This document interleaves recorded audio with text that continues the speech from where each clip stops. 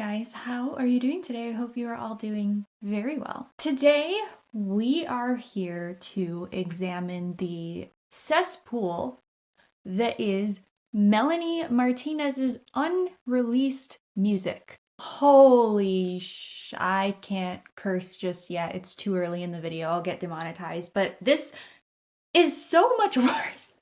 This is so much worse than I thought it would be.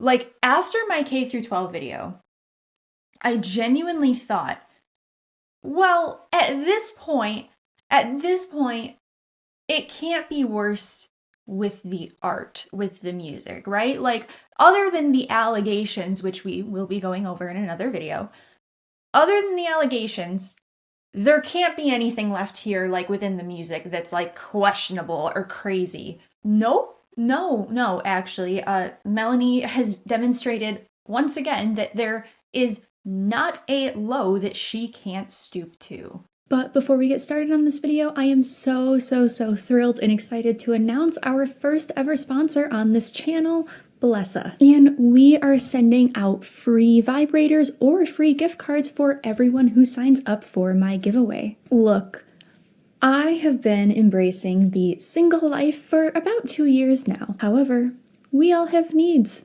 including me. And that is where Bellesa comes in. Bellesa is a bi-woman company for all things regarding sexual wellness. Bellesa's mission is to empower everyone to embrace, explore, and celebrate their body. And Bellesa sent me 3 products to show you guys. The first one they sent me is the Pebble. It has a suction and vibration feature controlled independently, and it's ergonomically built to fit perfectly in your hand. It also doesn't have any of those annoying pattern modes, you know what I'm talking about? And I also just want to take a moment to talk about the fact that this packaging, the sleek, discreet packaging, I am obsessed with it. Now, they also sent me the Air Vibe, once again coming in super discreet packaging. It has dual stimulation for the outside and inside. It is waterproof, it is rechargeable, and most importantly, it is silent but deadly. Listen to that. Can you hear it? Can you hear that? And they also sent me the Flutter Vibe. This one also has dual stimulation, and this one simulates the experience of a human tongue, but with a bit more precision. Once again, this is waterproof, it is rechargeable, it comes in super discreet casing, and is powered by discrete series technology. And like I said, my friends and I at Bellesa are doing a giveaway for you guys. And we are sending out free vibrators or free gift cards for everyone who signs up for my giveaway. I have a link below in my description, and if you want to receive a free gift card or a free toy, go ahead and click that link to sign up for the giveaway. And once again, thank you so much to Bellesa for sponsoring this video. Now, let's get to today's video topic. I just want to give a massive disclaimer before we jump in, okay? So this music is unreleased, as in it was leaked mostly, I think most of it was leaked by Melanie's fans, and therefore Melanie was unable to release the music herself. Though we will be examining all of the unreleased music in this video, I want to say that I do not condone this, okay? I do not condone leaking an artist's music at all. Even in the case of, Melanie Martinez, who I have very strong criticism for, right? It hurts artists when fans do this. It really hurts artists, and it takes money away from them. It also takes their art away from them, And as an artist myself, I'm not a musician, but as an artist myself, that upsets me. That does upset me. And FYI, we will not be using like any clips or any samples from any of this music, any live performances. We are not going to be listening or sampling anything like that, okay? We will solely be focusing on the lyrical content and the themes of these songs. And don't worry, that's plenty. That's plenty, because unlike my previous 2 videos where we kind of focused on some of the visuals and the music videos especially and things like that, we actually don't really need any visuals for this stuff. And honestly, I'm actually kind of grateful that we don't have visuals for this, because if there were music videos to go along with some of these songs, girl, you'll see what I mean. Boy, you'll see what I mean.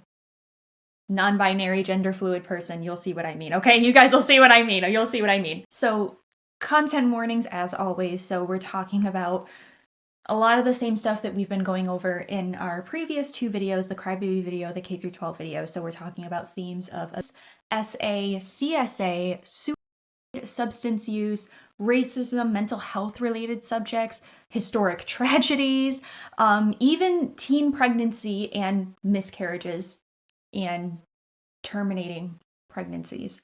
It's today's gonna be a ride. Oh, it's gonna be a ride. So brace yourselves. So there are about 97 unreleased songs, and I went through every single one of them. Now, a good portion of these songs are either like instrumentals, or some of them are kind of like repeats of each other, which I would see the same song, throughout each era, so it was like kind of repetitive. There's also some songs that like their existence is confirmed, but there's no lyrics or themes or anything to go with it. So I can't really do much with that. There's also some songs from like the Portals era, which is like her most recent album, that aren't really that exciting, or whatever. A lot of it is just very redundant, like love songs and things with very, very, very similar themes. So therefore, of the 97 unreleased songs, I have picked out 43 of them. And these songs are a bit of a mixed bag. Obviously, a lot of them are very, crazy, bizarre, awful thematically and lyrically, but some of them are also just kind of funny. Like, I found them funny, or don't make any sense. Like the concept doesn't make sense, or they just have, like, some of these songs just have like certain lines in them that I'm like, oh, what? Like, you know what I mean? So yeah, it's a lot, and you guys are not ready. I said this in my YouTube short. You're not ready for this, okay? You are not ready. There is still time to turn back. There is still time to turn back, guys, okay? But if you think you're ready, then let's get into it. So we're starting in 2011. Now, this would have been the pre-CryBaby to the CryBaby era that we are going over right now. And a lot of these songs are from the CryBaby era, which, makes a lot of sense. So starting off in 2011, we have our first track called Curly Q. This is a song about Melanie reflecting back on a previous relationship. Her lover has moved on from her, but she still loves him and reminisces on the past. Not too exciting, but this one stood out to me for one particular reason. There is one line in the chorus: "Rock me to sleep, babe, but don't watch me cry. It's too much to handle when you aren't by. Yeah, I'm missing you, oh, the old you." So, the phrase "rock me to sleep," is a phrase that's pretty often used towards children, and especially babies, right? I'm sure most of you are familiar with like the Rockabye Baby lullaby.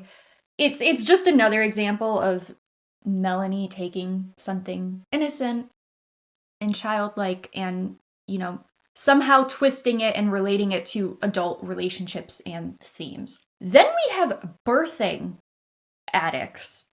Oh my god, this song. I don't even know where to start. So this song was recorded in 2013, and this song, quote, explores the topic of mothers carelessly letting their children engage in poor decisions, behaviors, and habits. It depicts the children of these mothers as spoiled and prone to indulging in unhealthy practices like smoking and intravenous.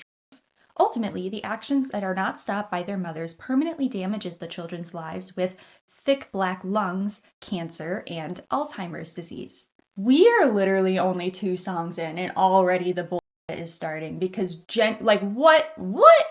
And what? Why? Oh, and the lyrics make it so much worse, don't worry. Pupils begin to observe, watching the waste on this earth. Mamas don't love their kids like they used to, letting them smoke their herbs, nails bitten down to the nub, palms light on fire as they rub. Soup never reaches its boil. Dinner ain't the only thing they spoil. Let the maggots and worms infest your brains. Cut your memory off. Alzheimer's begins. Let that hell of a drug emerge in your veins, and I will claim that I love you. I am the one who birthed you. Skin tearing down to the bone, freckles fall off as they're told. You realize soon your identity changes. No longer the person you were, no longer the person they adore. Thank you, Mama, for all you've done. Gave me cancer and thick black lungs. Left me rotting on the street. Rather shoot up than have food to eat. Okay, here's the thing about this song. Aside from, thematically being just absolutely bizarre and odd, given she's never experienced anything like this, according to her, I also think Melanie has potentially really misunderstood Alzheimer's and dementia, because the way she and the way the song described the Alzheimer's aspect is that the Alzheimer's was brought on by the intravenous drug use. Now, disclaimer, I am not a doctor, okay, obviously, or I wouldn't be a YouTuber, so take this with a grain of salt, okay? But from what I've gathered from researching, while there is some evidence that certain medications can increase the risk of developing dementia, there isn't really much evidence I could find that intravenous use specifically is a direct cause of it. So I did do some more research, and I was able to find something stating that there is a higher likelihood or a higher risk of developing dementia with certain opioids. Looking at this, though, I don't see heroin specifically, and it's specifically referencing pain medications, but just wanted to be fair and come in here and correct myself, because I was technically wrong when I said that. So is that what Melanie was trying to say, that the drug use caused these children to develop young onset dementia? I mean, I guess it could happen. I mean, it's not an impossible scenario, but it's a unique one for sure. So I have to wonder, which case of young onset dementia resulting from parental neglect and intravenous drug use inspired Melanie to make this song? Moving on, we have Smoke. This was recorded in 2011, and this song revolves around, quote, a little girl whose mother is always smoking in front of her, but she wants her to stop. Her father isn't around, so Melanie gives the girl advice to just stay in bed tucked under the covers. Which, if you recall from my CryBaby video, that is basically the plot of CryBaby's early life. Her mom is a chain-smoking alcoholic, dad is not around and cheating on mom. And, the lyrics are pretty similar to a lot of the songs off of the CryBaby album as well. 2 pennies, little girl, you've got so far. Keep begging still, you're smiling. You're a movie star. Songs from the 50s your mom used to sing. Oh, in the kitchen while she's making dinner for your family. Keep dreaming, baby girl, keep your head up high. Waiting for your mama to sing lullabies. But daddy isn't here and mama's smoking stacks. Oh, headaches from the smoky smell. Ain't getting right. Who's there to encourage and to be awake? Sing yourself to sleep, learn not to be afraid. All you have is God, always in the Bible reads, while your lungs are filled with all the smoke you breathe. Now we have Bones Are Blue. This one has some lore behind it. So this was recorded in 2014 and is allegedly, according to some private documents, a song written about Christina Aguilera. Jumping back again to my CryBaby video, Melanie's rise to fame originated from her 2013 appearance on The Voice, and one of the 4 judges was Christina Aguilera, who very early on did not have faith or really see potential in Melanie. It's not subtle. It's not subtle at all. When you look at videos of Melanie and Christina interacting, there is palpable tension between them. Christina, can you explain? Well, once again, Jerry Slaughter worked it out with the whole production value. It was very cute, and it was nice to see you. Well, she's not even looking at me. It's okay. I kind of want to see you do almost like a throwback Fiona Apple kind of, I've been a bad, bad girl. Like that, I've been helpless with a delicate man. Something really cool. Or, hey there, little Red Riding Hood. It's Christina Aguilera. What'd you think of Melanie?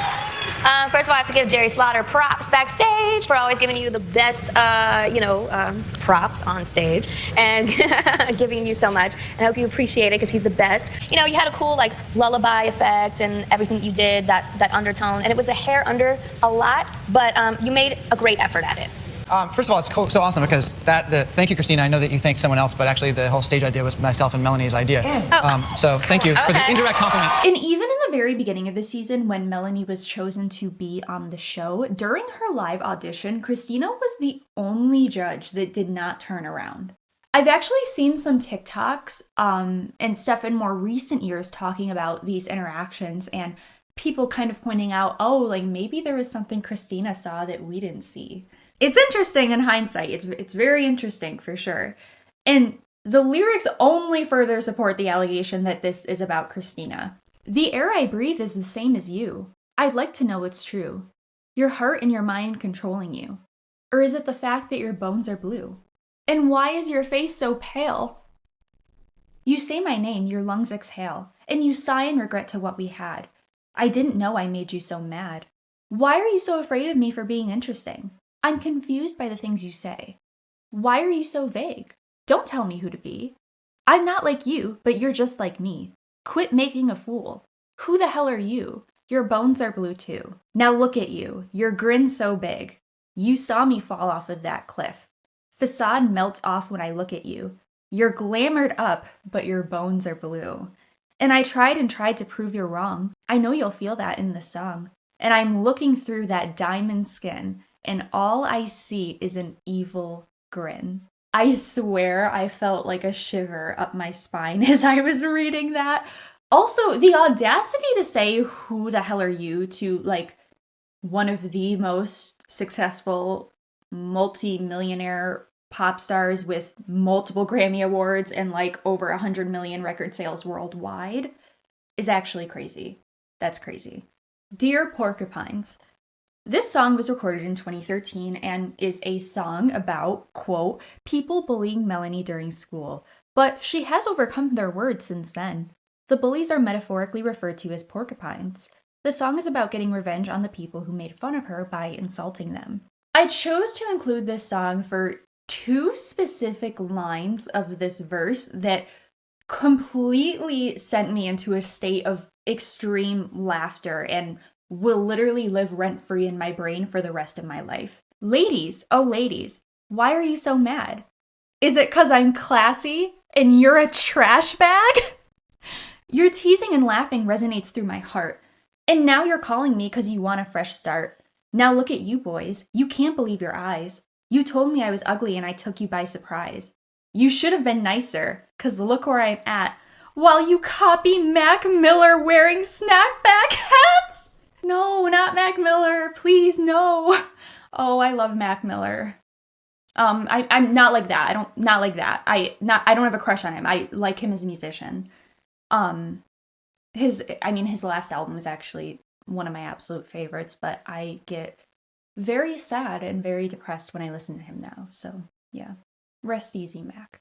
Then we have the infamous track, A Million Men.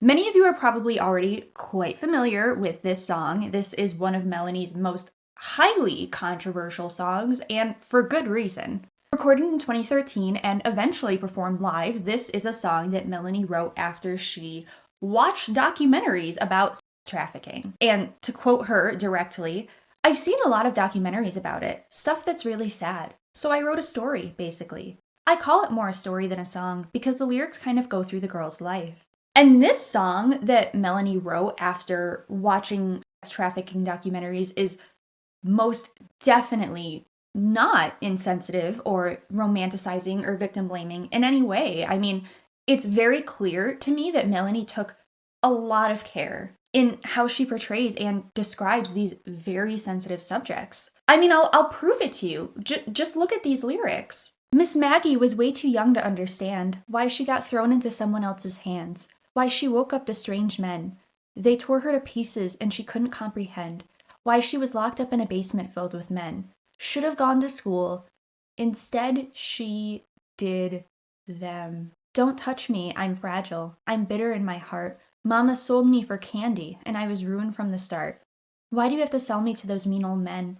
They cut me up in places I don't even understand. It's normalcy to me, but how will my friends understand? I'm 5 years old, sleeping with a million men. All grown up and her body has decayed. All those promiscuous games she had to play. No, she skipped the jungle gym phase. She's trying to look at things in a bright way. She sees light peeking through the end of a hallway. No, she's trying to escape. I'm running, full force, dear. But it's harder when you're bones. I'm weak-kneed and I'm flying out of this hellhole. Finally, the light is coming close. No turning back, run full force. Angel swooped down and grabbed me. And now I'm safe away from the million men who raised me. Why do you have to sell me to those mean old men? They cut me up in places I don't even understand. It's normalcy to me. How will my boyfriend understand?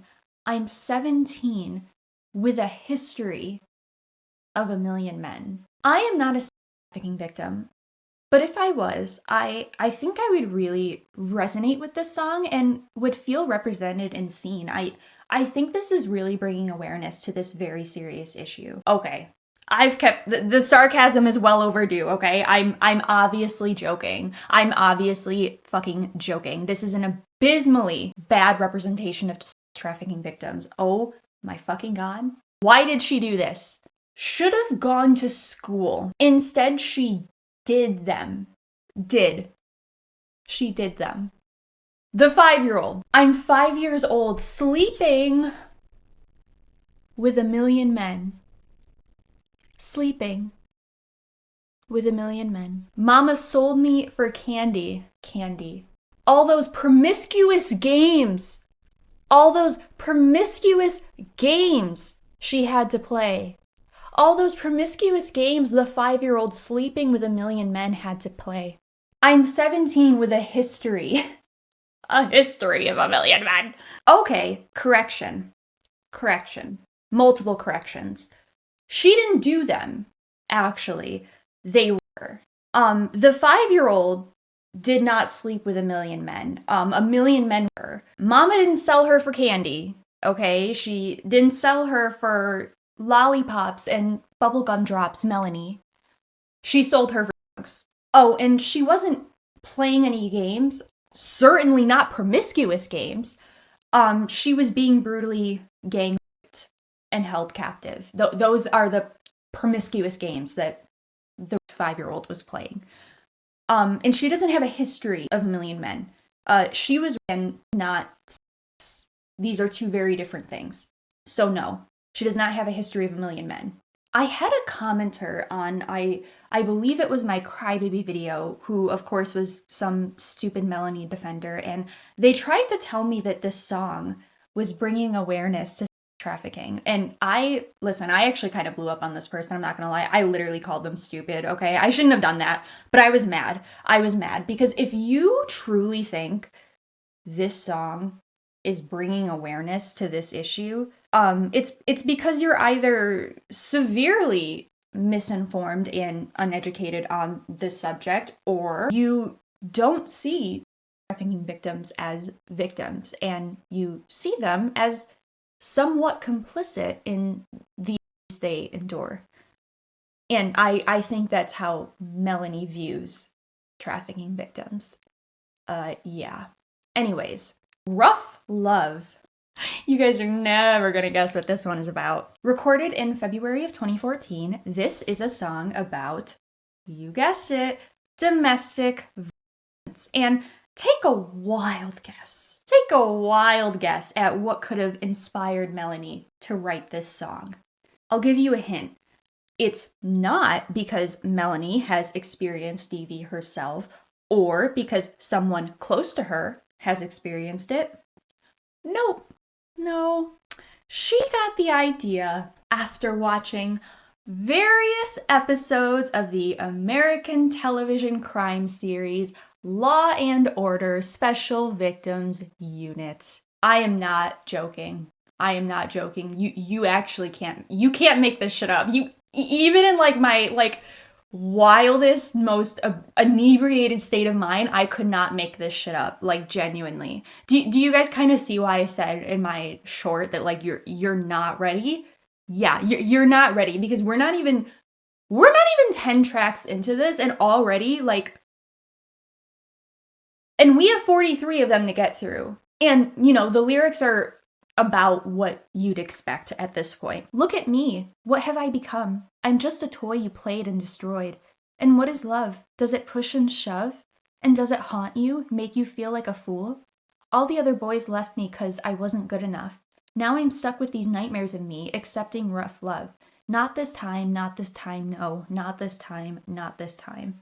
One of the things that really bothers me about Melanie and how she writes her songs, and I've said this before in many different ways, but it's the way she uses these very innocent things or childlike things in place of whatever horrific thing she's talking about. Like saying being sold for candy instead of drugs, you know? Or saying I'm just a toy you played and destroyed instead of like a victim or a survivor. And even like the rockabye thing she said earlier, instead of saying, you know, comfort me or hold me, she says rock me to sleep. And if she only did this once or twice, I'd be like, okay, whatever, maybe it's just for the purposes of the song and the rhyming, whatever. But it's such a consistent pattern within her work. Like she goes so far, intentionally, deliberately out of her way to make these childhood things more adultified. Maybe that's not the right word. Like it's so unsettling to me. It really is. Time Flies. This was recorded in 2013 and is another love song. This love song specifically describes a long-distance relationship and the desire for reunification. Quote, the lyrics convey a sense of impatience and frustration with the timing of their relationship, while also expressing deep feelings of love and longing. The chorus repeatedly asked when they will finally be able to be together and get the timing right. Despite living so far away from her lover, Melanie still loves him and dreams of seeing him again. I included this song because in one verse, she actually compares not being able to be with her long-distance lover to not being able to see or hear. Yeah, no, she compares it to being blind or deaf, literally. A deaf man can't hear, a blind man can't see. The truth in my I love yous want nothing but you, right here next to me. Girl, pack it up. I'm done. I'm so done with you. Well, you know, at least Melanie is inclusive in the sense that she will take any sensitive issue and write a very insensitive song about it. At least she doesn't discriminate in that regard. Arts and Crafts. This was recorded in August of 2014 and is a song about trying to fix broken guys. It uses arts and crafts as a metaphor for fixing. I chose this song because of one line in the hook where she says this. You can't cookie cut the kind of guy I like. I find him in the gutters. Oh, if he's damaged, then he's just my type. I like it when they stutter no. I might be reading a little too deep into this one, but saying you like your men damaged and in the gutter feels a bit wrong. Does it not? I don't know. Let me know. Then we have Band-Aid, which was recorded in July of 2014. Quote, this song is about the aftermath of a relationship. A girl is trying to get over her ex by hooking up with other men. While they say they're in love with her, she doesn't actually want a close connection with them. They're just Band-Aids on her knees or rebounds. 'Cause I'm trippin' on rocks, cutting my ankles. When will the blood stop? Blue knees, falling for the next man who breathes. I need a Band-Aid recovery. Don't get too close, 'cause you're really nothing to me. You're just a Band-Aid on my knees. You're just a Band-Aid recovery. I'll rip you off when I please. I'll rip you off when I bleed. Now, let's just keep in mind that these songs and this song were written during the CryBaby era, and a majority of these songs were considered but later scrapped from the CryBaby album. Using Band-Aids as like a metaphor for hooking up with men, I mean, by itself, it might not be so bad. Band-Aids aren't like an inherently childlike thing, obviously, like adults use Band-Aids too, but I don't know. I guess it just feels more unsettling knowing the era it was written in and the fact that it was considered for the CryBaby album, which has notoriously sexualized children and children's themes and items. It just feels wrong. I don't know. I feel like while by itself, maybe not necessarily so bad, I just know Melanie was probably twisting it in some weird way in her head to make it some kind of childlike thing. while literally talking about hooking up with men. I don't know. Listen, I don't know. Okay? I don't know. It just feels wrong, okay? It just feels wrong to me. Bombs on Monday morning. This one is another bizarre one. This was recorded in March of 2014, and I have to be honest right now, when I first read this title and I didn't know anything else, I actually, I thought for a second she was referencing Columbine. And I was like, there's no way she wrote a song about Columbine. There's no way. Because if you don't know, aside from the tragic shooting of Columbine, Dilek and Eric also attempted to bomb their school cafeteria. But that didn't happen on a Monday. Columbine actually took place on a Tuesday. But the actual tragedy this may be referencing might somehow, I don't want to say it's worse because they're both tragedies, but you'll see. Just let me explain. I'm going to read the full Melanie fandom wiki background explanation for the theme of this song. Melanie posted lyrics from the first verse of Bombs on Monday Morning via Twitter sometime before/during March 2014, implying the song was written or recorded around this time. This song was scrapped from CryBaby presumably due to thematic reasons, as there are stark differences from the song's theme that don't fit in properly with the album's storyline. The song's lyrics suggest that the person singing is trying to comfort their lover during an ongoing tragedy that is threatening them and their family. The singer attempts to reassure their lover that everything will be fine, despite their current situation.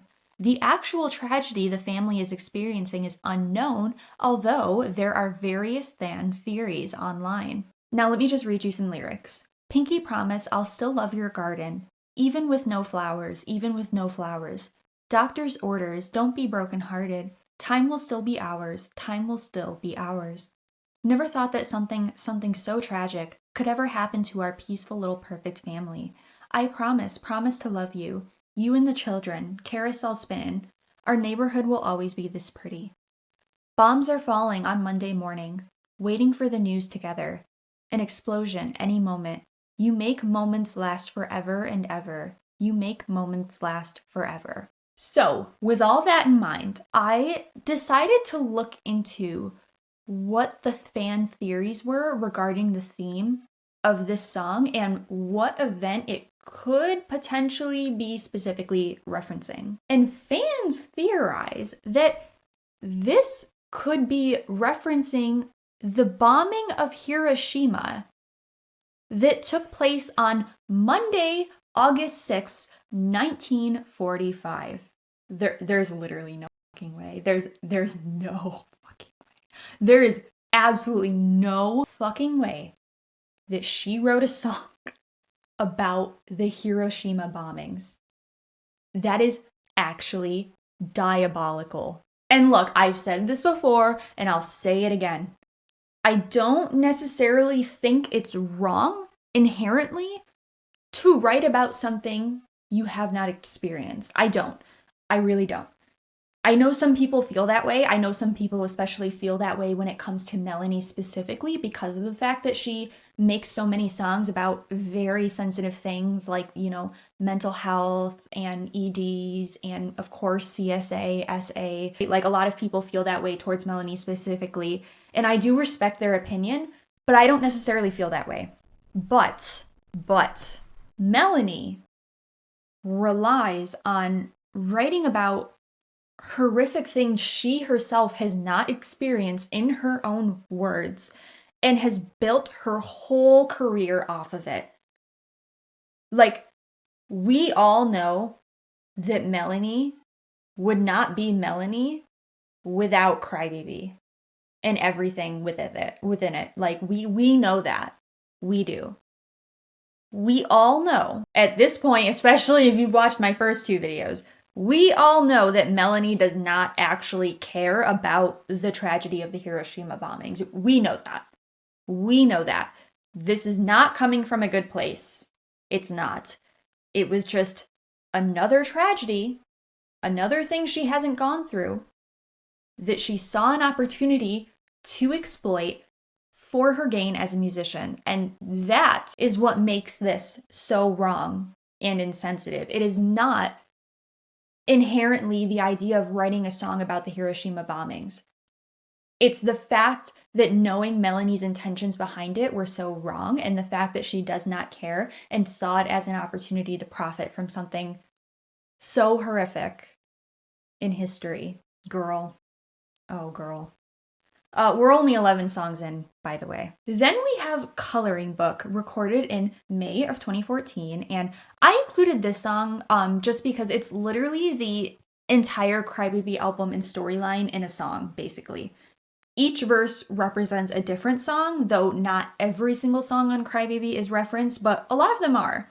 There's a girl on a carousel reaching out her hands, but no one reaches back and she doesn't understand.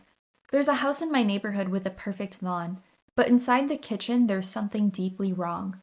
And that house is getting flooded and walls are falling down. When melatonin cries, she makes everybody drown. There's a girl at a party eating cake alone. That boy will be sorry when he picks up the phone. Her teddy bear is crazy, grabbed a knife and chased her. She had to kill him, it didn't even faze her. Now the girl's at a funeral dressed in all black. Someone just died, but the girl isn't sad. Now we have Cooties, and this was also recorded in May of 2014, and the title speaks for itself. This song, quote, "This song metaphorically relates to CryBaby's love as cooties, a made-up disease that kids traditionally tease each other with, typically between people of the opposite gender, and the act of spreading them with a boy she has a crush on."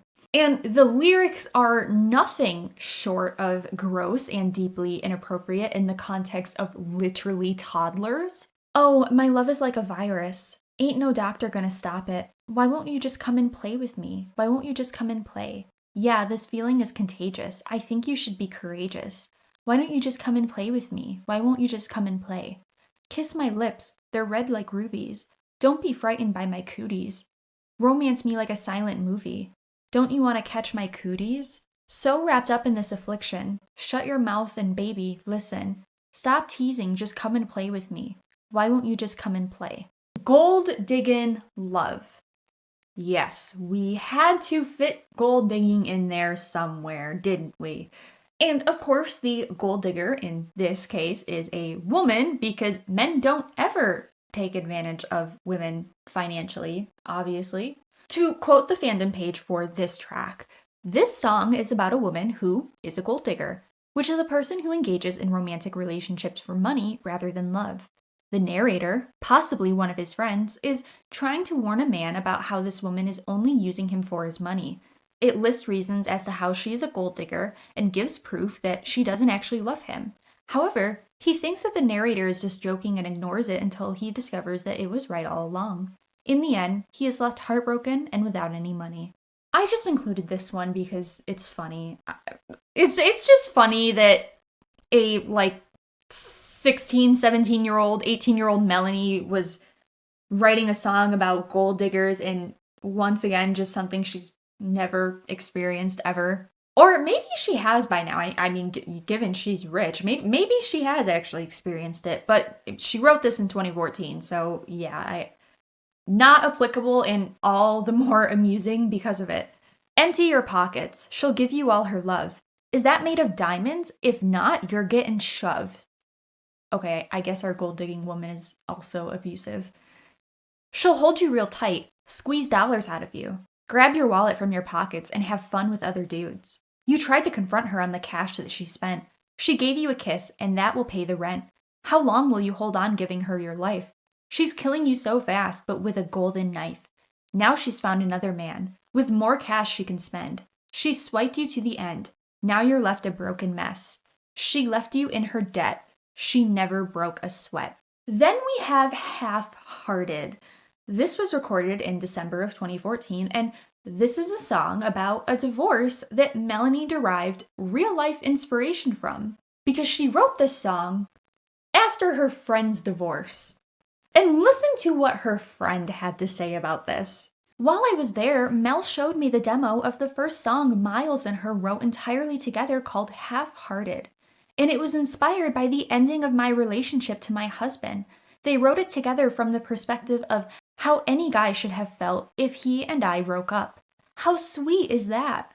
How sweet is that?" I know it's supposed to be endearing, and maybe this person perceived it that way, and that's fine. I mean, that's all that really matters at the end of the day, is if they perceived it as endearing. Sure. But I can't help but shake my head at Melanie yet again exploiting people's trauma for her music. Baby, I messed up. I'll never find someone better for me. I was the one starting the fights. You were the one who was always right. You showed no mercy and left me with nothing but memories. Now I need to show you you're a part of me. I'll make this what it used to be. I'm half of you, you're half of me. Without you, I'm just half complete. I'll lay a foundation for the floor. I won't be half outside the door. For you, I'll make this home complete. I scream. This was recorded in 2015, and this song originally featured an artist named Snow the Product, but Atlantic Records, for whatever reason, did not allow Melanie to release this song, so it was scrapped. And this song is about not letting people walk all over you, and these lyrics go hard as hell, which is why I included it. All these bitches don't know it. They say they'll punch me in the face. I cannot take it anymore. I cannot take it. If you give my boyfriend a handy, I'll stone you with rock candy. Now, are you listening to me? Now are you listening? Lucky I don't have knives on me. I'd cut off your plastic surgery. I'm not as sweet as I might seem. Honey, I'm a cold bitch. So don't with me. Don't think that you can walk all over me. Honey, I'm a cold bitch. Touch me, I scream. I dare you, pull on my hair. I'll fill balloons up with nair and throw them gracefully at you. Sorry, not sorry, I may be smaller than you, but I'll get my platform shoes and then I'll push you to the curb and stomp right on you. I'll fill balloons up with nair is actually my worst nightmare. Anyways, then we have Mistakes. This was recorded in 2013 and is a song about rebelling against your parents, which is pretty ironic given that Melanie, according to her, had a great childhood with very supportive parents. And these lyrics are very much giving troubled teens on Dr. Phil energy. I guarantee she wrote this song after she watched an episode of A Troubled Teen on Dr. Phil. I'm my dad's worst fears. Don't run with scissors, so I grabbed shears. Go clean your room. Threw dresses out the window with a gun. Rules I break, hearts I'll take. I'm dressed in mistakes. Bite your lip, don't give a shit. I'm dressed in mistakes. Rules I break, hearts I'll take. I'm dressed in mistakes. Bite your lip, don't give a shit. I'm dressed in mistakes. Stole my parents' car. Don't have the license to give a shit at all. Draw on the walls. I pop the heads off all my Barbie dolls. Patient. Recorded in 2014. This is exactly what you're probably already thinking. In fact, it might be worse. It might actually be worse than what you're thinking. Let me just read the whole quote from the fandom page regarding the theme of this song. This song appears to be a metaphorical explanation of a person's relationship with their romantic partner. The lyrics describe the speaker's vulnerability and dependence on their partner, who is depicted as a doctor or a caregiver. The speaker appears to be willing to undergo any physical or emotional transformation in order to please their partner and maintain the relationship. The lyrics suggest a sense of powerlessness and surrender to the partner's control. She used a doctor and patient relationship as a metaphor for a codependent romantic relationship. And I want to turn myself into a fucking album cover. I just don't understand why we couldn't write a song about a toxic codependent relationship. Like, why couldn't we just write a song about that? Why do we have to take these innocent things and twist them this way?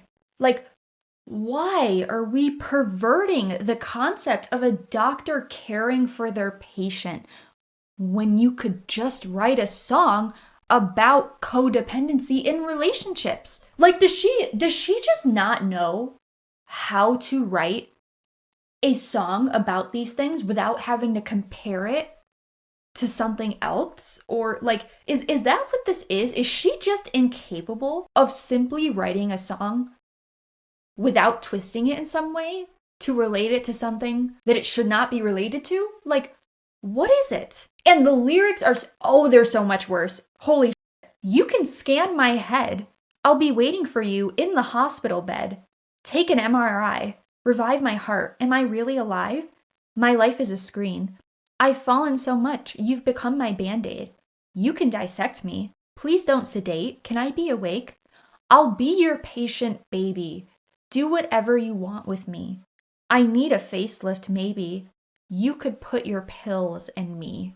I actually want to vomit. And this goes hand in hand with our next song, Psycho Lovers. This one is also pretty self-explanatory. Recorded in 2013, this is a song about CryBaby having an obsessive love with a boy she falls for. And she also compares it to the effects of drugs, and eventually CryBaby begins stalking the boy, collecting his hair and watching him when he sleeps. The toddler. Will you follow me down here, down the rabbit hole, my dear? You're my needle, you're my drug. Get me high up on your love. I've gone mental, can't you tell? You've put me under your spell. I'm sweating, shaking without you. Without your love, I'll get the flu. A damaged brain, the highest fever. I'm sweating bullets without you near. A severed heart inside me without your love. I guess I'll bleed. Crazy for your love, trembling for your touch. Do you love me too? Is this what psycho lovers do? Blood is boiling up, feel hot to the touch. Do you love me too? Is this what psycho lovers do? Your love crawls up on my skin. Cut me up, put you in. Chills and goosebumps fill me up. Just can't seem to get enough. Draw me, honey, I watch you sleep.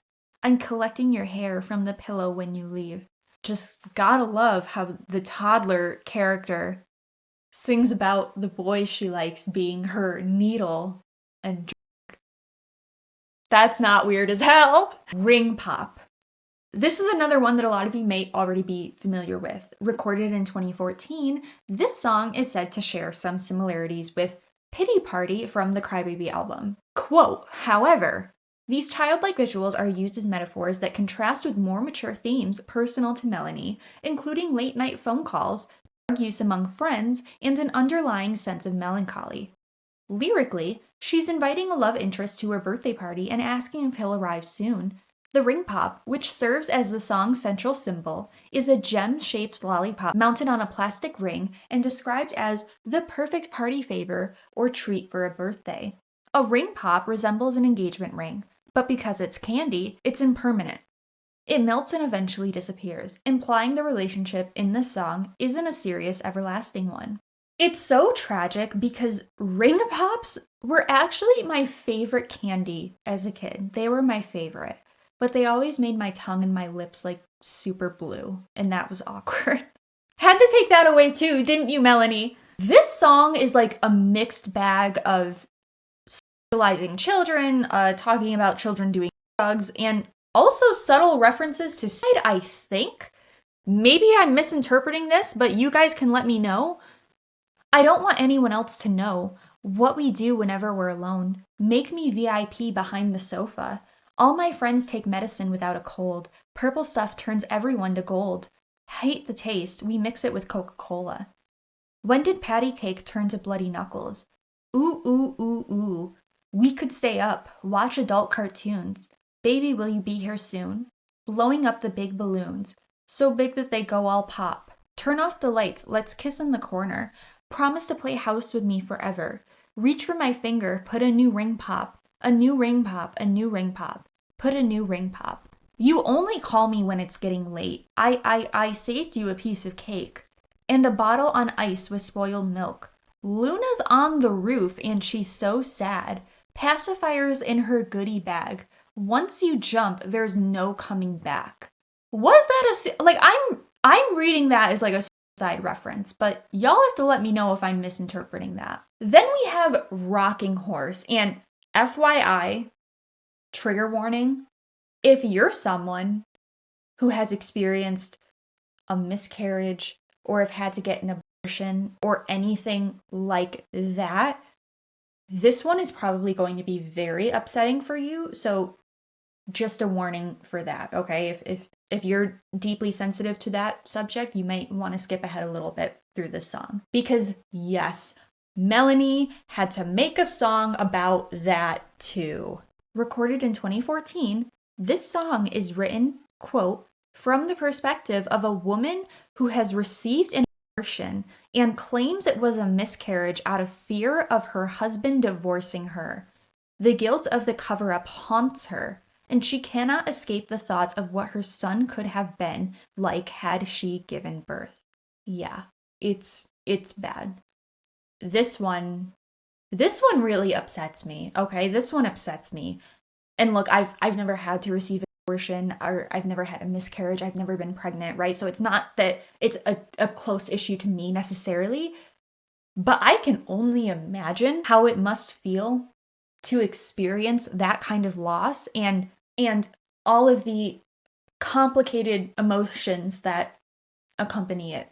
And for her to just so brazenly write about that, and not just write about it, but do so in such a way that frames it as something shameful. Like, imagine you're someone who's had a miscarriage or has had to get an abortion, and you hear this song. A song that not only brings heavy shame to getting an abortion, but then being haunted by thoughts of what the child could have been like. Like, that is literally, that is pro-life propaganda. That is literally pro-life propaganda. That is horrible.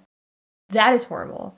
And I am so sorry to anyone who has ever had to make that decision or has ever experienced a miscarriage. That is not something worthy of shame or guilt ever. Ever. Ever. And yes, the lyrics are as bad as you're probably expecting. I'm in the process of counting sheep, but they're all so bloody. My hushed little baby still makes a peep. There's a ghost in the nursery. I'm haunted even when you're never there, and I'm taunted by your teddy bear, like it's talking and it's asking me why you never came home. I missed my shower. I missed your cradle. I missed your carriage. I miscarriage. I miscarriaged. Miscarriaged. And you never came home. Back and forth, move back and forth like a rocking horse, that rocking horse that your daddy bought you, that you never saw, goes back and forth, back and forth, back and forth. Move back and forth like a rocking horse, that rocking horse that your daddy bought you, that you never saw, goes back and forth. I'm in the process of apologies. There's a husband who doesn't know that I'm guilty. There's a hushed little secret inside of me, and a ghost in the nursery.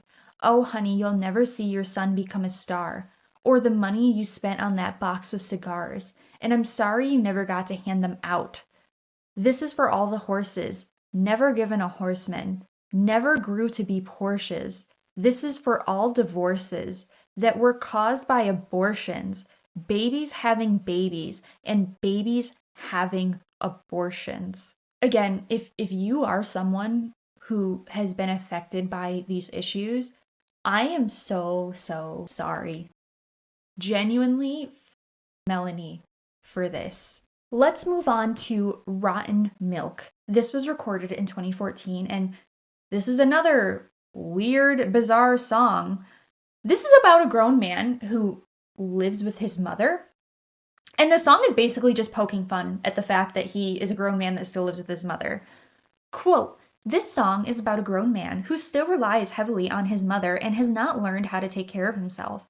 He is depicted as immature and unable to handle adult responsibilities, such as buying groceries or finding a job.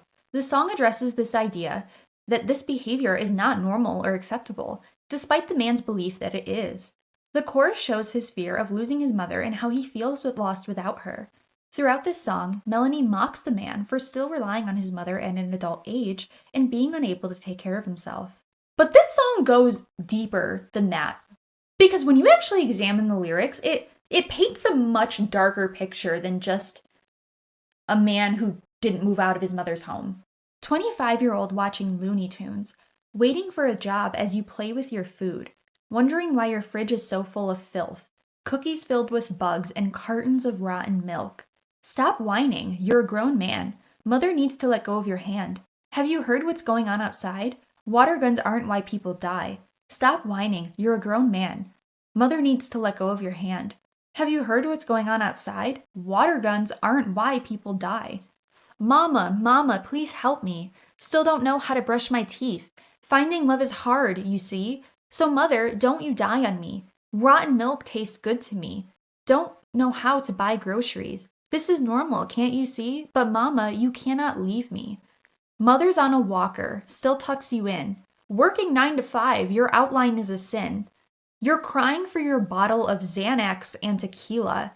Finding girls on Craigslist like your ex called Rita. Rotten teeth, trick or treat. Mom, make me food to eat. Monsters in the closet. Showers from sink faucets. My girl's super sweet. 17. No, that ain't a crime to me. She makes me Hot Pockets while I play with rockets. So this isn't really just making fun of a man living with his mother and relying on her. This is a very clearly toxic and codependent, mutually dependent relationship between a son and a mother. And the son is also a predator. So there's that. And here's the thing too. Okay, listen, I get the whole joke of like, you know, the incel who still lives in his mother's basement and whatever. It's a joke. Okay, it's a trope and it's a joke. I get it. But if I'm being honest right now, I don't think it's shameful as an adult to live with your parents, especially right now. I'm actually in the minority of people my age who live by themselves. I'm 24, I'll be 25 in March, and I'm grateful for that. I am, but I make certain sacrifices to do that, like genuinely. For example, I don't have a car at the moment.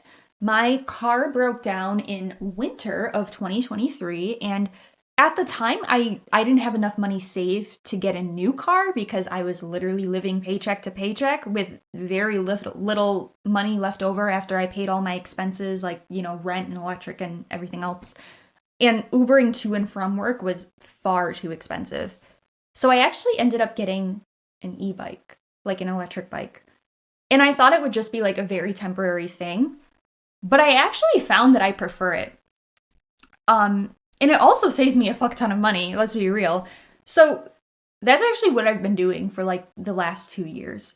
And if a place is like too far for me to go, then I'll Uber there. But I biked to my old work every day for literally a year and a half before I became a YouTuber full time. So yeah, I mean, I'll just bike everywhere. I don't care. And that's not to say I won't ever get a car again. Don't get me wrong, but I'm certainly not in a rush to, because if I had a car right now and I was living on my own, I would be barely hanging on. I don't even think I could have stayed living by myself now if I had a car. So yeah, I just think personally we should get out of the habit of shaming adults for living with their parents. It's actually very common, especially right now, and it's not a shameful thing. Like, the fact that it's seen as a shameful thing is because of society stigmatizing it to be that way. But it's not. It's really not. That's not to say that you shouldn't try to be independent, don't get me wrong, but I don't think it's something that you should feel bad for or insecure about. Okay? I'm not shaming anyone in my audience if they still live at home. You guys are doing great, don't worry. I'm proud of you, okay? That was my point.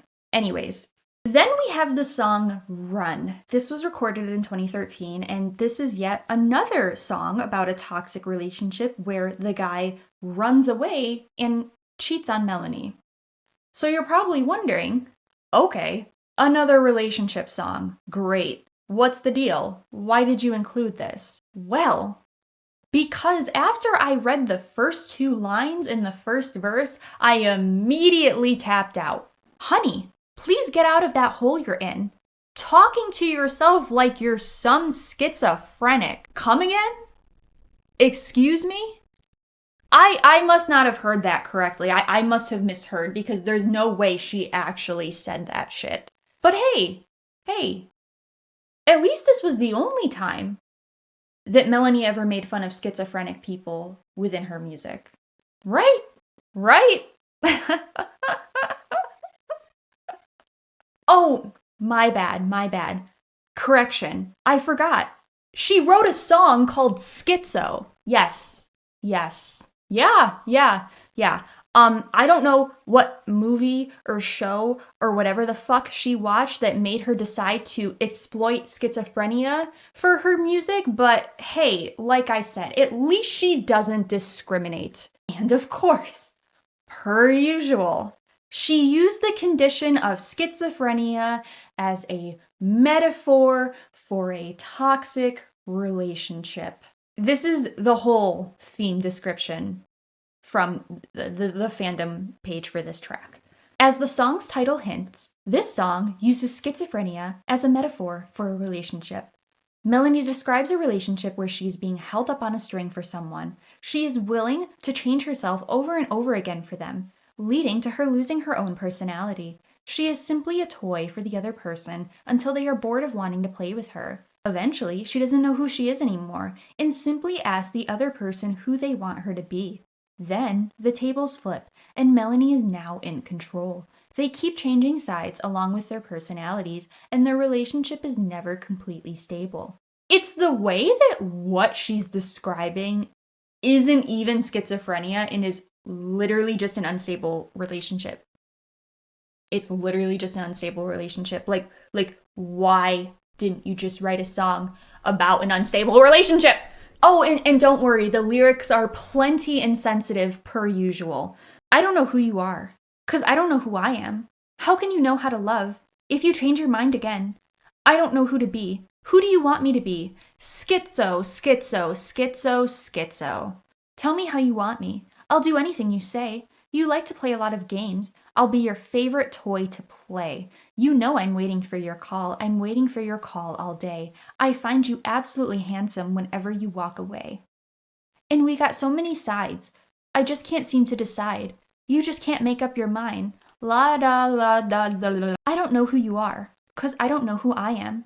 How can you know how to love if you change your mind again? I don't know who to be. Who do you want me to be? Schizo. I'll tell you how I want you. You'll do anything I say. I like to play a lot of games. You're just a little toy I play. I know you're waiting for my call, so I'll just make you wait all day. I like keeping you obsessed, so I'll just keep walking away. I know that you love me. Something we don't have to say. How we're always entertained with all the little games we play. I'm never waiting for your call, 'cause we don't need to talk all day. We only love a little bit, 'cause baby, that's the only way. Oh, and thank you so much, sincerely, Melanie, for also titling the song Schizo. You know, a very derogatory insult not only hurled at actual people with schizophrenia, but also just mentally ill people in general. Yeah, you really brought a lot of awareness to this issue, Melanie. I'm sure your schizophrenic fans really appreciated this song. Here's the thing. It really upsets me when people with schizophrenia are bullied and made the butt of the joke. It deeply upsets me. It's an issue that hits close to home. I know people with schizophrenia. I have a very close friend who is schizophrenic. It is a very heavily stigmatized disorder, and it's wildly misunderstood by a lot of regular average people. And as someone who has seen firsthand that kind of mistreatment towards my own friend who's schizophrenic, it just infuriates me. It absolutely enrages me when people even use the term schizo colloquially in place of just saying like crazy or unstable. It's so unnecessary.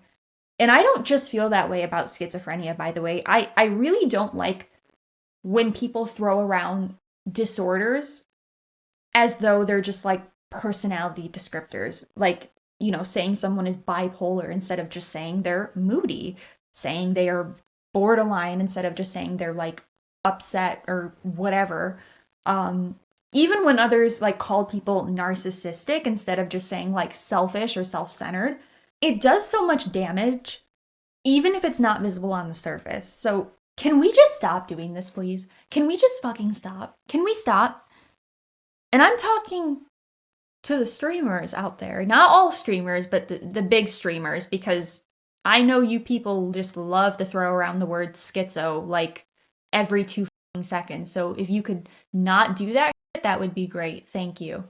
Anyways, let's just move on before I get very mad. Toy chest. This was recorded in 2014, and of course, a toy chest is used as a metaphor for a turbulent relationship. There's a little girl's room inside my head, bottles on the floor and a torn up bed. The wallpaper's ripped and the flowers are dead, holes in the wall from angry men. There's clothes on the floor, they're not my own. There's a ghost of a boy and he won't go home. I broke his heart, guess that's what I'll do. I know you're scared, I'll do the same to you. I thought it was a mess before. Then I thought about my room without you. Been forever since I've seen the floor. I'm a mess, I'm a mother mess. I'll throw the outside the door, just so I won't be without you.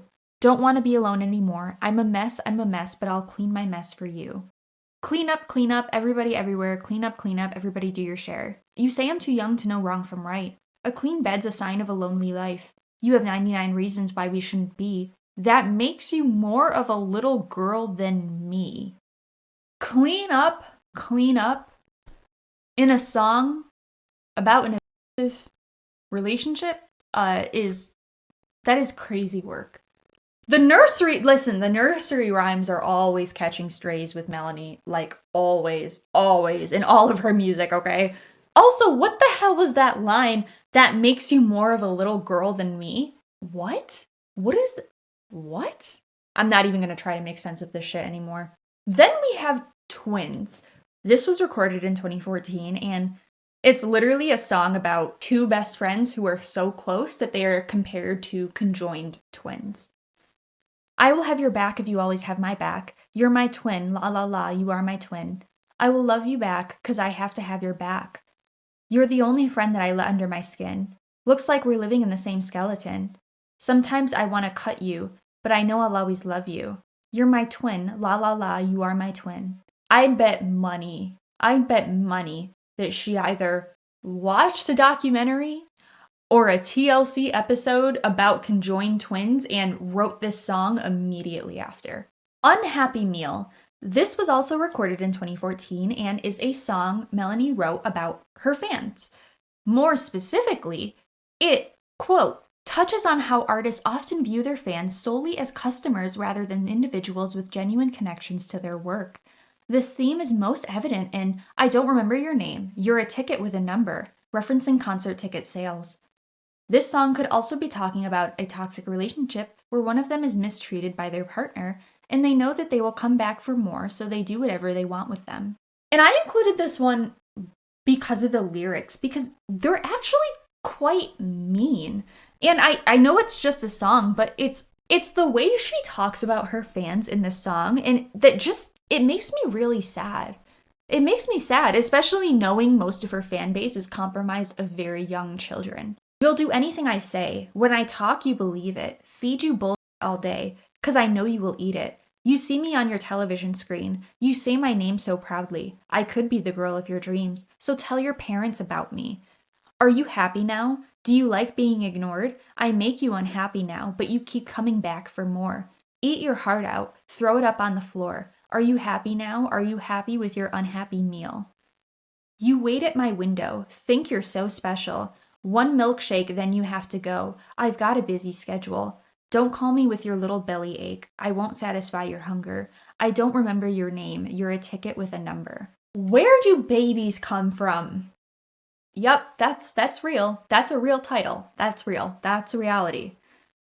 And it's actually, tally how many times I've said so far, it's actually probably worse than what you might be expecting. Because it's actually probably worse than what you're expecting. Because no, this is not a silly sex ed song about where do babies come from, like I naively assumed. Let me just read you the wiki page theme explanation verbatim. So, Melanie was asked about the song in an interview, and she says this. The song addresses the theme of teenage pregnancy and its emotional and social consequences. It depicts an 18-year-old girl who is expecting a child. The father abandons her, unwilling to take responsibility, leaving her to raise the child alone. She relies on her mother to help her through pregnancy. As she gives birth, her greatest fears are realized when the newborn resembles the absent father. As the child grows up, implied to be CryBaby, she begins to ask her mother where babies come from, expecting a magical or idealized explanation. In contrast, her mother offers a blunt and emotionally charged response, informed by her own difficult experience. Babies come from girls who grow up too fast and boys who are lazy. This moment marks a turning point, as the child internalizes this harsh truth and repeats her mother's words as she matures. The narrative may symbolize the broader issue of teen pregnancy in modern society, where many young individuals become parents before they are emotionally or financially prepared for it. It also reflects the recurring pattern in which young fathers often avoid taking responsibility, leaving the mothers to raise the children on their own. How could we forget about teen pregnancy, guys?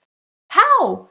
Just when you think Melanie doesn't have any more sensitive issues left in her roster to exploit, she still manages to find a way. Always, without fail. What the hell have I just done? 18 and pregnant and my man's all gone. I'm buying bottles and he's on the run. What is going on inside my head? My mother said that everything's just fine and rubs my feet for 9 months as I cry. Mommy, where do babies come from? Do they come from rainbows and love? Mommy, tell me please, where do babies come from really? They come from boys who want to sit on their ass. They come from girls who like to grow up too fast. They come from screaming, fighting, makeup sex, girls who are insecure with nothing left. What a lovely little mess I've made. I throw milk on the walls in rage. Oh, I'm trying to forget the pain. What a lovely little mess he made. Oh, I'm covered up in chic band-aids. Cuts and bruises decorate my face. Here comes delivery day. Baby heading my way. Daddy magically appears. It's my mom's greatest fears. Here comes delivery day. Baby heading my way. Dad magically appears. It's my mom's greatest fears. I'm proof that babies come from. What is there even left to say at this point? You Love I, recorded in 2013, this is another boring relationship song. Except I included it because she, once again, compares herself to being deaf. Wonderful, so wonderful. But boy, don't get too comfortable, 'cause what we have's untouchable. I stood deaf till I stood dead. Untied a knot in my wedding dress. He got down on one knee and he said. Then we have zzz. I don't know if it's pronounced like that or if it's like zzz. I think it's like zzz. Well, I don't fucking care. This one, I fucking can't anymore. Recorded in 2014, this is actually described by Melanie as the darkest song she's ever written. And she might be correct about that, although I think A Million Men could be considered the darkest song she's ever written, but you guys will let me know if you think this is the darkest song Melanie's ever written. And I'm not going to paraphrase, just going to read the theme description, okay? The song features melatonin, a character helping one sleep, possibly implying her killing them. She may be addressing the big bad wolf. It presents a surreal, chaotic world with bizarre images like boys in suits and girls committing suicide. The dreamlike atmosphere includes a flooded house and a character escaping by boat. Themes of escapism, despair, and comfort are explored, with melatonin symbolizing temporary relief through sleep. The music reflects struggles with mental and emotional challenges, using sleep and dreams as a refuge. Overall, it delves into fragility, despair, and the human emotions, highlighting the need for emotional support during rough times. I have to say, I do wonder if Melanie ever received any therapy or counseling services in her youth. Because her fixation on these types of issues, despite not relating to them whatsoever, is something that would very much concern me if I was an adult in her life. It's one thing to be interested in curious about things such as like mental health and EDs, teen pregnancy, true crime, whatever, right? But to be constantly writing songs about these things when you have not experienced them and writing them in such a way to make it seem as though these things are close and personal to her while also writing them incredibly insensitively, that's not right. And I don't mean morally. I mean, morally, sure. But more so, I mean like that's not healthy. That's not a healthy curiosity. Again, the whole point of this entire deep dive series, this is a fantasy, okay? This is a fantasy. And I would be more forgiving towards Melanie if she didn't build a multi-million-dollar career and empire off of this. But she did. And she has no regrets, and she's said so herself. So maybe once upon a time, she was a teenager who probably needed some counseling, and I can hold space and empathy and nuance for that, sure. But now, present day, she's a 30-year-old adult, still standing by all of this, so I cannot be charitable to her at all. I just can't. Hi, my name is Melatonin. I can help you sleep. I know your life is so up, baby. Let's play inside your dreams. You'll always be protected when you hide under the sheets.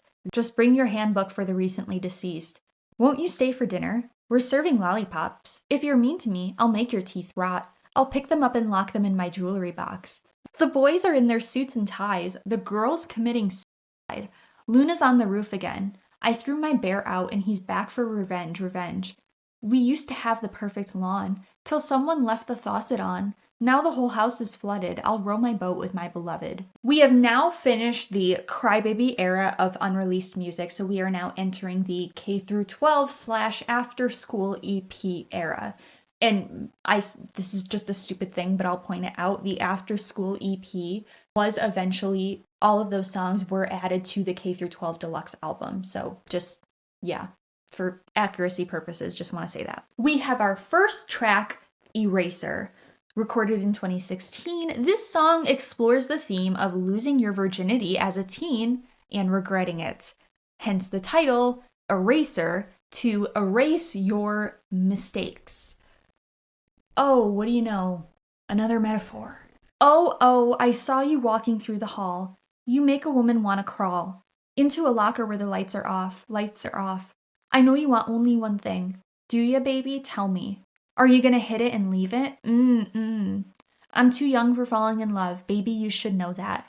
Anything you'll say, I'll believe it. If you write your name on my paper, I'll be all marked up. Baby, I'm pure as an angel. Don't you f me up. I might need an eraser to undo what you've done. Some things last forever and I don't have an eraser. Sweet talk, you got me going with your sweet talk. You were the first to make me fall into a bedroom where the lights are off. Now I want only one thing. I think you should maybe take something away from me. I'm so dumb for falling in love. Baby, I want you to take something away from me. Come write your name on my paper. You can mark me up. I won't be pure as an angel, but I don't give a f. Don't think I need an eraser to undo what you've done. Say we'll last forever and I don't need an eraser. Write your name on my paper. You can mark me up. I won't be pure as an angel, but I don't give a f. Don't think I need an eraser to undo what you've done. So we'll last forever and I won't need an eraser. Stars in my eyes, you fit me right. Stay for the night, please hold me tight. Why am I crying? Oh, that's right. You got what you wanted. Oh, that's right. You wrote your name on my paper, now I'm all marked up. And I was pure as an angel, now I'm all up. If I had an eraser, I'd undo what you've done. Some things last forever and I don't have an eraser. Wrote your name on my paper, now I'm all marked up. I was pure as an angel, now I'm all up. If I had an eraser, I'd undo what you've done. Some things last forever, and I don't have an eraser.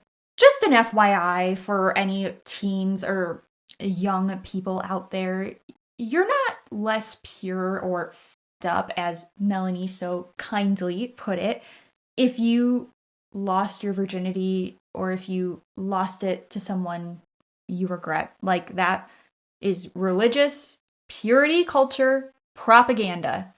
And as an ex-Catholic, I can confirm that it's entirely bullshit. Glue Stick, yet another song exploiting sensitive issues of things such as abuse, suicide, ideation, etc. Recorded in 2016 and told from the perspective of our main character, CryBaby, quote, "This song is about talking things out, whether it's domestic abuse, depression, or suicidal thoughts. The song is about the difficulties of talking about sensitive subjects and how people usually keep their lips sealed. In the song, CryBaby is encouraging a boy to ignore people that are preventing him from talking about his issues. There's a boy in the classroom, always does what he's asked to, following the class rules. I know he's in the bathroom with his sleeves pulled down and the zipper pulled high. Kids snickering in the hallway, dealing with it all day, what they say. I know why you're different. I know what goes down inside your kitchen. I know you've been hiding something. Mama tell you should hush it. I know why you're distant. I know what goes down inside your kitchen. Hush, child, seal up them loose lips. I know you're craving another glue stick. Why is it so hard to let the truth come out?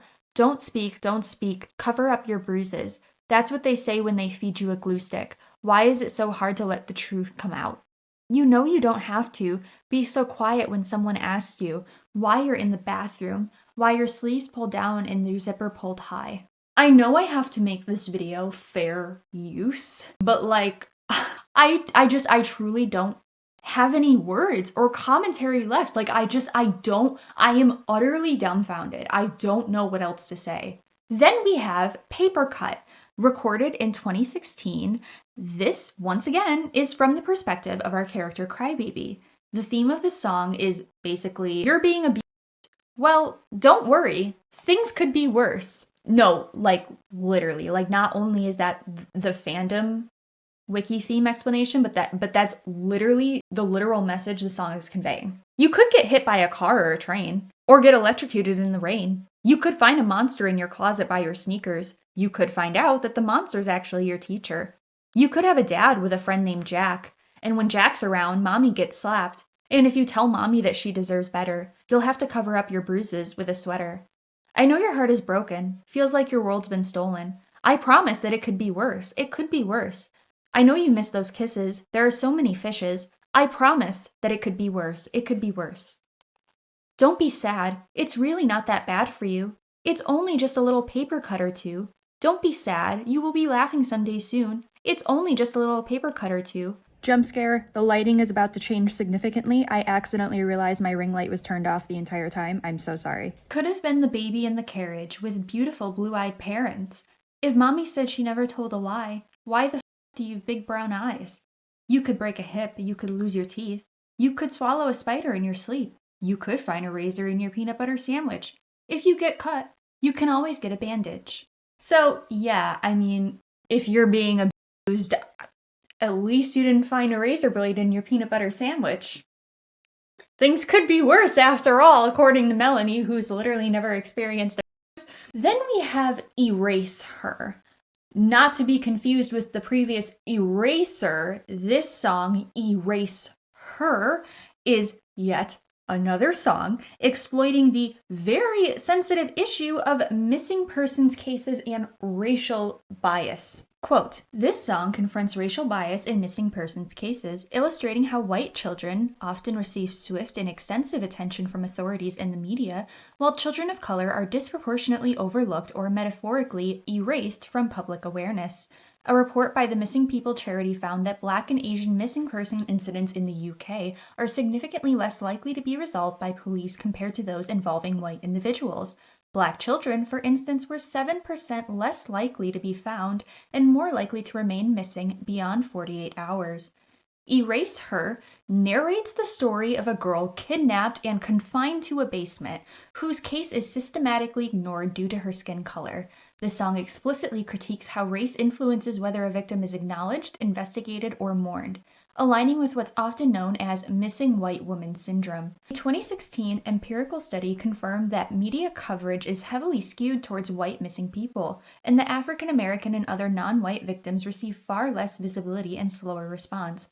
Melanie calls out the selective urgency of law enforcement and media, demanding equal concern and visibility for all missing children, and not just those who fit a certain profile. Another story from the perspective of a kidnapped and abused girl held captive. Great. Great. She is so predictable at this point. She had been taken away from her family, away from the only place that she had felt safe in, away from the one she loved. Inside a basement, he watches her moves and her pacing. She tries to find a door to escape him, but she can't find any doors. Who cares if she don't look like you? Karma will come back to eat you. Why does she have to be white to be seen as equal? You erase her. The radio, news, and the paper. You say, maybe later. Well, later's too late. Go save her. She hears him walking. She's praying the police come knocking, assuming that they're already plotting to save her from dying young. Put her on the television. Don't let all these girls stay missing. Stop picking your favorite faces. This ain't no cast, it's a mission. She's crying. I wish I could pull her out of that man's house. But I'm just me. I'm no police. I'm not qualified to go searching, but I would be if I were in your shoes. But you erase her, the radio, news, and the paper. You say, maybe later. Well, later's too late. Go save her. Again, I don't necessarily think writing a song about the racial bias and disproportionate media coverage when it comes to missing people of color versus missing white people is an inherently bad or wrong thing. But Melanie is so obviously not coming from a place of any kind of genuine care or concern or any kind of personal experience with these issues. She literally, I guarantee it, she literally learned about this issue, looked at it, and thought, oh, nice, I can write yet another song from the perspective of a news girl held captive and present it under the guise of bringing awareness to racial bias in missing persons cases. She's like so fucking predictable at this point, genuinely.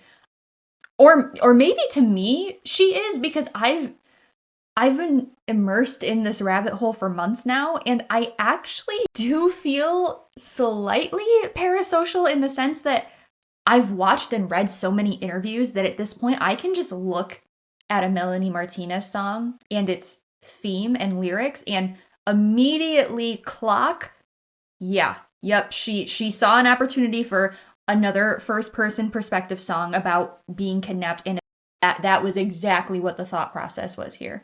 Another edit. So I just want to come on here and say this because now that I'm going through the editing process and I'm, hearing all of this back to myself, I have a feeling that there's going to be at least one person who points this out regarding this song specifically, if not more people.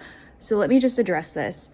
Yes, Melanie Martinez is a person of color. She is of Dominican and Puerto Rican descent, I believe. I will look it up if that's not true, but I believe yes. Okay. That being said, I'm sorry. I'm gonna say this, and I might regret saying this. I still don't believe Melanie had good intentions with this song, and I still don't believe that Melanie cares about missing POC versus missing white people and racial bias within missing persons cases in general. Even though, yes, she is a POC, she is a person of color. I still feel that way. I do.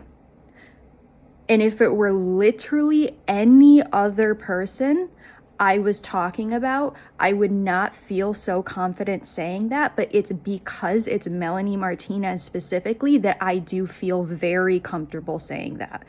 I do. I'm sorry, but I have seen this woman spend her entire career, over a decade, exploiting other people's trauma for her financial benefit. So no, even though she is a POC, I do not believe she actually cares about this issue, and I think she saw it as another opportunity to not only exploit an issue for her financial gain, but also write another song from the perspective of a girl held captive, because she has a fucking thing for that, because she has a for that. I didn't mean for that to come off so aggressively. Sometimes I get a little defensive, like preemptively, when I assume I'm going to get negative comments, but I did not mean that aggressively, okay? But that is my opinion on that. We're almost done, guys. Don't worry. Hang in there. History. Recorded in 2019, this is a song about complex romantic relationships marked by a rich history of highs and lows. The lyrics convey a longing to return to the happier times and to be loved and cherished, while also recognizing past mistakes and the fear of repeating them. The song advocates for releasing drama and negativity and finding love within oneself. Metaphors such as Wheel of Fortune and playing ping pong with our hearts emphasize the unpredictable and volatile nature of love. I included this one because these lyrics are particularly raunchy, which would be fine, but her audience is just so young that I can't imagine them ever being able to like actually sing along to this song. So it's just really funny that she wrote this knowing that. I just wanted you to love and caress me like a damn queen. After all, I gave you a throne, and my blood is hella fancy. Step up at your game and just pull down my panties. Pillow fight, then pillow talk, then eat a bunch of candy. Yes, my candy and your candy. So I like you 'cause you're nasty. Not afraid of letting go, and that is why we make a great team. All the drama ain't good for our esteem. Let's delete all the negatives until we're finally clean. Buckle up if you weren't ready. Why did you sign up?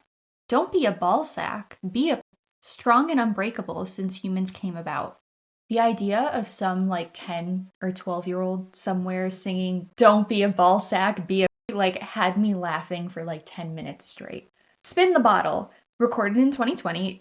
This one is pretty self-explanatory. This is a song about the highs and lows of young love using the innocent game of spin the bottle as, you guessed it, a metaphor. I included this because it's just another song where she says, you know, children and teens, and before y'all come and tell me that it isn't and it's not explicitly saying that, save it, because the song is not only describing young love, but was also written during the K through 12 and after school EP era. So I do fully believe that this is referencing teens at the very least. Plus, correct me if I'm wrong, but isn't Spin the Bottle something that mostly children and teens do? Like, I'm fairly certain that's more of a children's thing, which I'm not saying is right, I'm just pointing it out.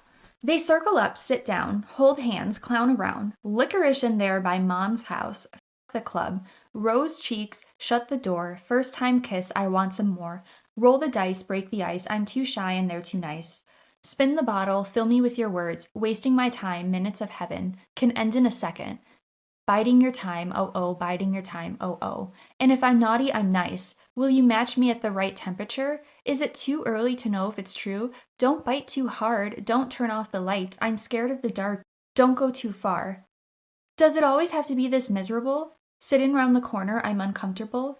Watching glass spin like the time up on a clock. Blushing 'cause he's choking me, I love it, ah. Then we have Trophy. This was recorded in 2017 and is a song about, quote, rejecting the pressure to conform to societal expectations and standards of success.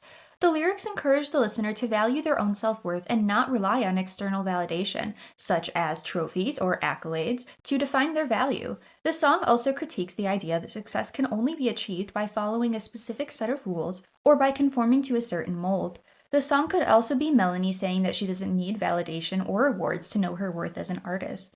I included this because she does this weird thing in the second verse where she sings about staying up with Adderall and jumping off the deep end. Don't need your trophy to know my worth. No, know my worth. Your games won't work. Don't need your trophy to know my worth. No, know my worth. No. Staying up at night with Adderall. You call that pill your best friend. You have lost your interest to grow. Don't go jump off the deep end. It's just the way that she can't sing about something as simple as societal pressures and expectations without throwing in some kind of traumatic plot twist about like substance or a general or SA or the Hiroshima bombings or suicide or whatever the fuck. And yes, people do abuse Adderall for the purposes of productivity and stuff. Like, I get that. I do. But it can just never be simple with Melanie. That's my point. The subject of the song couldn't just be a person feeling overwhelmed and pressured by society. She had to make it like dark and edgy and traumatic somehow. So let's just make them addicted to Adderall too. Like, Jesus Christ, none of us are safe from Melanie. Under the Desk. This was recorded in 2020 and is another song about an abusive and tumultuous situation.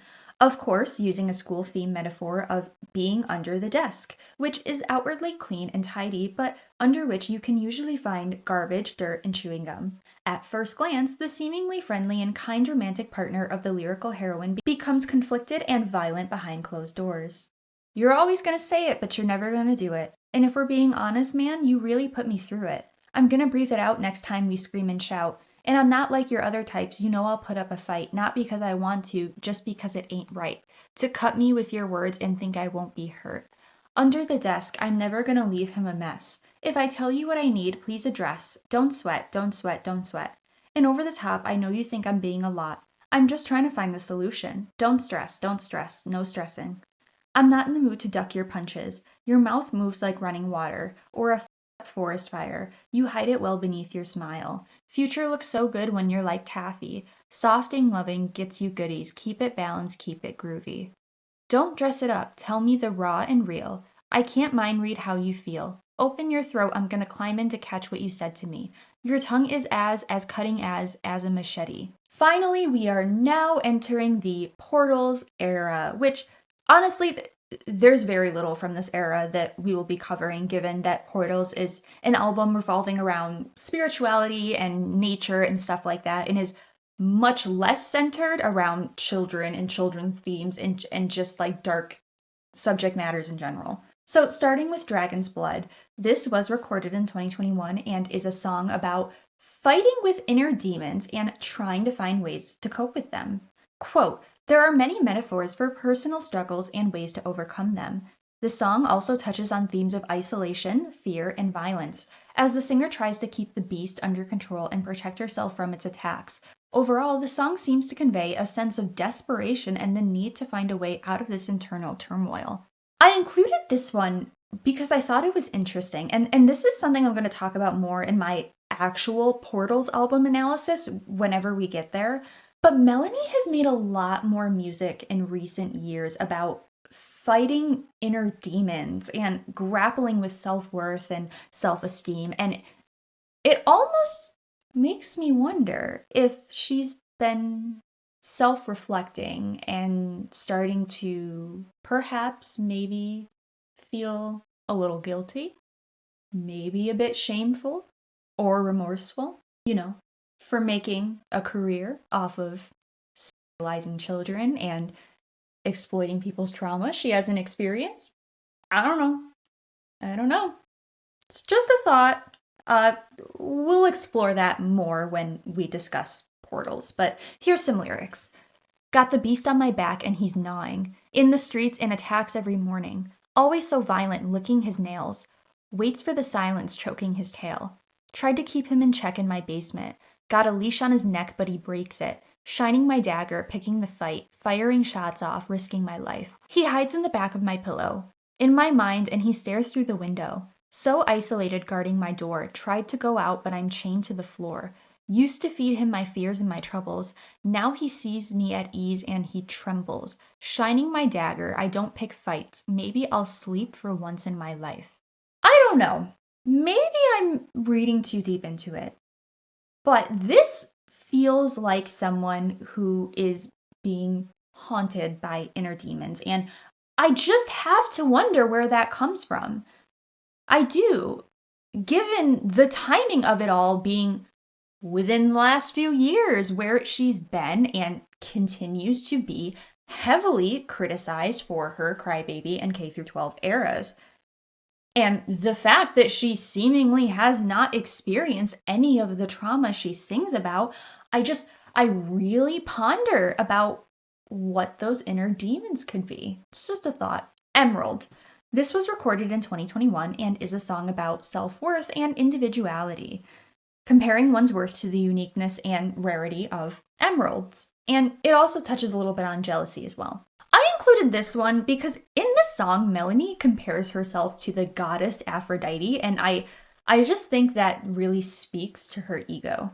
Don't get me wrong, I am all for self-love, I am all for self-confidence, I'm all for flexing even, to be honest. If flex your heart away, like I'm all about it. But comparing yourself to an actual goddess is like crazy work. I'm sorry, but it just is. Rarity, I am. It's offensive. Got them on my tail and they're restless. Yearning to bottle up my sentient transpose. Glowing green like heart chakras melting. Pacing out my breath so I'm tapped in. Tuned to the station so I'm listening more. They come toward me, but I decide whose energy fits my complex puzzle piece, so wait by my door. An emerald from the sky. You should know that I'm polished and refined. Tumble through all the roughage, I am no accessory. A locket or display would suffice, pinky promise you'll cherish all my sides, all my cuts and my edges, I am no accessory. Fertile, like the great Aphrodite. Youthful, shine got everyone fighting. Green, like nature. Green, like their envious gawk. Expensive, yeah, I'm hundreds of carats. Jewelers' mouths stay open when counting, drooling so much that they are drowning in love. Mother of Pearl. Recorded in 2021, this is another song about self-love and self-acceptance. But I included it because of one line that just absolutely killed me. Pearl in a sea full of clownfish, iridescent when I shine, 'cause I'm that bitch. Pearl in a sea full of clownfish, iridescent when I shine, 'cause I'm that bitch is something I will be saying both ironically and unironically for the rest of my life. I have to give it to Melanie. That one was actually, that was good. She gets 1 point for that line. Puzzles. This was recorded in 2021 and is a song Melanie wrote about her frustration with her fans leaking her unreleased music. And I figured that since this is a video exploring her unreleased music, that it's only fair we acknowledge her point of view.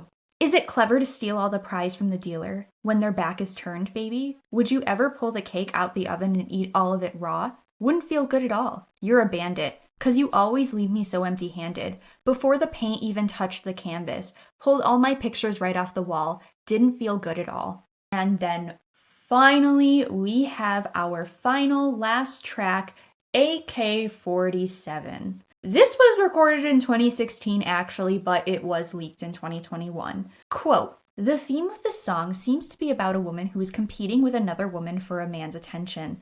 The lyrics describe the narrator's confidence in her prowess and her ability to satisfy the man in ways that the other woman cannot. The AK-47, possibly the most widely used shoulder weapon in the world, is used as a metaphor for her power and aggression. And keep in mind, though, there aren't necessarily any children's references in this very sexually charged song. It was written in 2016, post CryBaby and during the K-12 era, so it is very oddly timed. I'm over here, baby, sitting across the room. She's over there racing to try and get to you. I'm over here crying out of laughter. She's sitting there real cute. Put that bitch on prescriptions if she thinks she f***ing you. Baby, call me AK-47, AK-47, 'cause I can f*** you like a weapon, I don't do well with these bitches. Honey, you know I am vicious. AK-47, 47, She's a dead fish anyway. You could do it straight, you could do it sideways. But if we do it my way, you'll be crying for your mommy? I know how to ride forever. Turn me upside down. Put your hands around my throat. I'm about to win the crown. AK-47, pull my trigger, set me off. When my body's closer, try to shut me up. Uh-oh, oh baby, be quiet, hush up, don't wake our neighbors, they've heard enough. You'll be crying for your mommy is a phrase that should absolutely never be used in the context of sex whatsoever. I don't care if it was for the purpose of the song, saying you could do it straight, you could do it sideways, and then in the literal next line saying crying for your mommy is nasty as hell. Get the fuck out of here. There you have it, folks. That is all of the unreleased music that I have for you. To conclude, this is actually some of the most insane stuff I have ever seen in music. And I'm saying that as a metalhead who listens to like depressive suicidal black metal and metal about like and death and gore and whatever the fuck. Like, okay, like this is somehow more bizarre to me than that. I actually, like I said this in the beginning, I actually didn't think this could be worse than like CryBaby or K-12. I thought we had gotten through all of the really bad within her music and her art in general. But I have once again been demonstrated that the deeper I dig, the more gross and depraved and bizarre the Melanie Martinez rabbit hole gets. But yeah, so that's that. Anyways, please let me know all of your thoughts on this, please. I love to hear people's opinions on these songs, which ones you think were the worst, or if any of you have experienced any of the things that Melanie brought up in these songs and you want to offer your opinion and your insight. Please give me all the feedback. Trust me, I want to hear your guys' raw reactions to this shit because, oh my god, I was not prepared and I'm guessing none of you were either. I hope this was as thoroughly entertaining for you all as it was for me to make it. But yeah, anyways, thank you all for listening. I hope you all have a lovely day or night depending on where you are, and I will see you in the next video. Bye.